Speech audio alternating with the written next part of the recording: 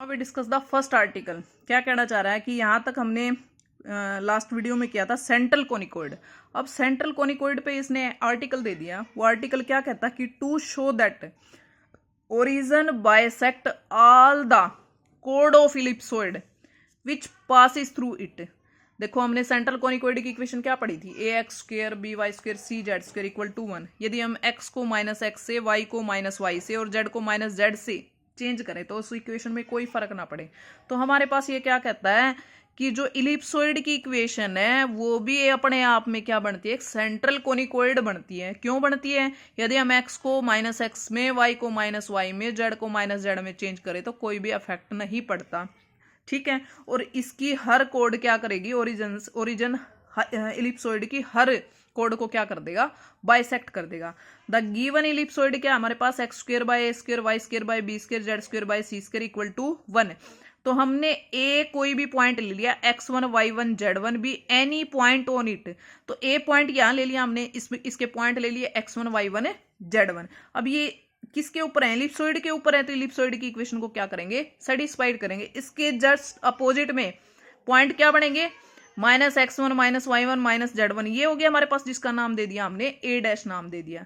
तो जो पॉइंट है हमारे पास a dash minus x1 minus y1 minus z1 also lie on ellipsoid, but the mid point of A dash क्या हमारे पास है, 0 है। तो क्या कर रहा है हमारे पास, ओरिजिन क्या कर रहा है, बाइसेक्ट करता है all the code like a dash type की जो भी कोड है उनको क्या करता है, वो बाइसेक्ट करता है। इसका मतलब इलिप्सोइड क्या बन गया हमारे पास, अपने आप में क्या बन गया, कि सेंट्रल कोनिकोइड बन गया।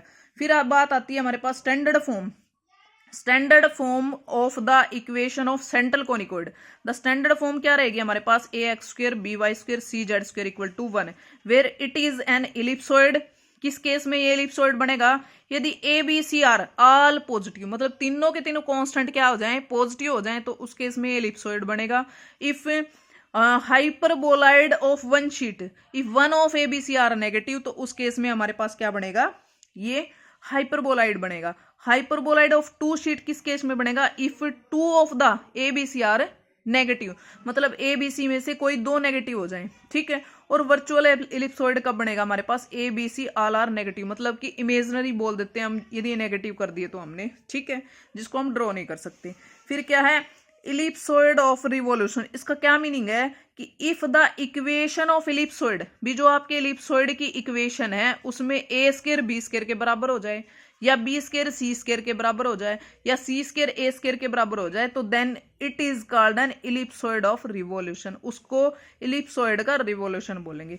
फिर फर्स्ट आर्टिकल आता है हमारे पास, क्या कहता है कि intersection of a line and a central conicoid, भी किसी लाइन का सेंट्रल कोनिकोइड के साथ इंटरसेक्शन दिखाना चाह रहा है। इस आर्टिकल में क्या कहता है कि कोई भी लाइन है हमारे पास, a line through the given point क्या दे रखा है, x1 y1 z1 meet the central conicoid. कौन सा central conicoid, a x square b y square c z square equal to 1 in P and Q, भी जो भी हमारे पास लाइन है ए पॉइंट से पास होती हुई हमारे पास, वो पी और क्यू पे मीट करती है। क्या कहता है कि to find the point of intersection, तो हमें पॉइंट ऑफ इंटरसेक्शन निकालने पड़ जाए तो कैसे करेंगे हम। तो हमारे पास जो इक्वेशन है, दिस इज ए सेंट्रल कोनिकोइड, और हमारे पास ये इक्वेशन P और Q पॉइंट पे क्या करती है, मीट करती है। तो सेंट्रल कोनिकोइड की इक्वेशन क्या है, a x square b y square c z square equal to 1। और फिर हमारे पास कोई भी लाइन किसी पॉइंट्स x1 y1 z1 से 3D में किस फॉर्म की होती है, x minus x1 by l, y minus y1 by m, z minus z1 by m, n हो जाएगा हमारे पास। तो यहां से हम किसी r के इक्वल लेके पॉइंट निकाल लिया, x की वैल्यू क्या हो जाएगी, x1 plus l r, y की वैल्यू क्या हो जाएगी, y1 plus m r, z की वैल्यू क्या हो जाएगी, z1 प्लस एन आर। ये वैल्यू क्या करेंगे हम, अपने सेंट्रल कोनिकोइड में रिप्लेस कर देंगे। तो यहां से क्या आ जाएगा, जब हम इसको सोल्व करेंगे तो आर स्क्वायर के अंदर सेकंड डिग्री की इक्वेशन आ जाएगी।